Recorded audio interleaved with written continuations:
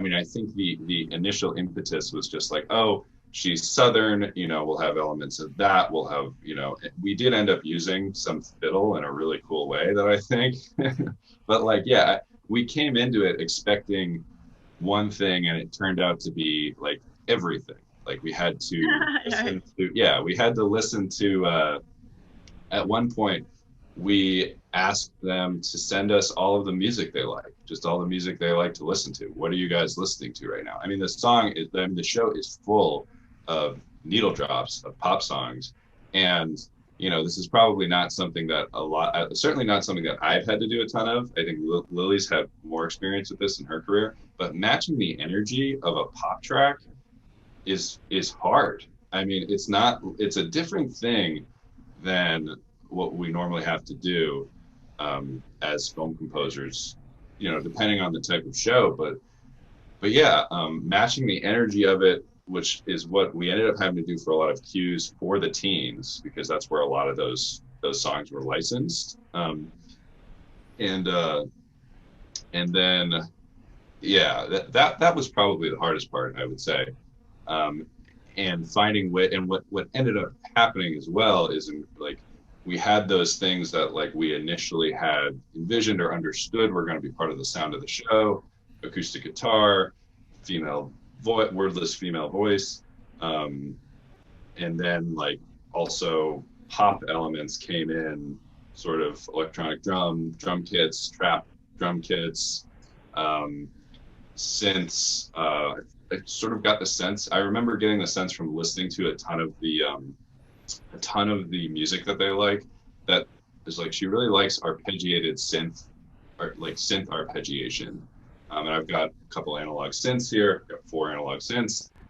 So that became part of the sound of the show. And then by the end of the show, as Lily was saying, like we didn't know how dark it was going to get. The end of the show, it really starts getting into that like Nine Inch Nails territory, or like Trent Reznor score territory, with like some really out there, like unsettling synthetic sounds and stuff like that. Um, I have no idea if I answered your question.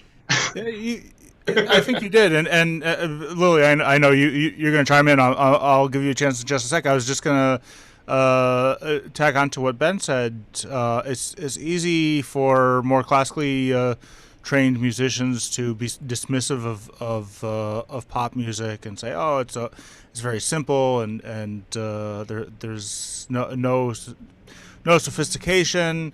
And then when you try and copy it and do something similar, you quickly realize, wow, I feel like I'm getting all the elements, and yet it just there's nothing nothing working here. So there really is a lot of beyond just chord changes and hooks. I mean, hooks themselves are hard enough to come up with, but there's a whole depth of trying to nail that sound. So Lily, go ahead and as someone who's done both records and scoring, maybe you can shed more light on that. Yeah, that's one of the things that I did bring to the project was my, you know, production, my history in rock and pop music. So it wasn't uh, for me. It what was the thing that I feel happiest about that we were able to achieve is having, with this tapestry of sounds and influences and genre bending, we ended up with a what people have told us is a cohesive sound of show that really couldn't be anybody else's show. And I think that's what we all strive to do, is to find the sound of show. But this being such a hybrid of elements, um, really, I feel really happy that we managed to create something that really just it kind of captures the the heartbeat of the characters and the arc and the influences, all in a very simple kind of thematic um, kind of toolbox that we were able to then extrapolate with, and and make have it suit the ebbs and flows and the different genre um, elements. Yeah, I love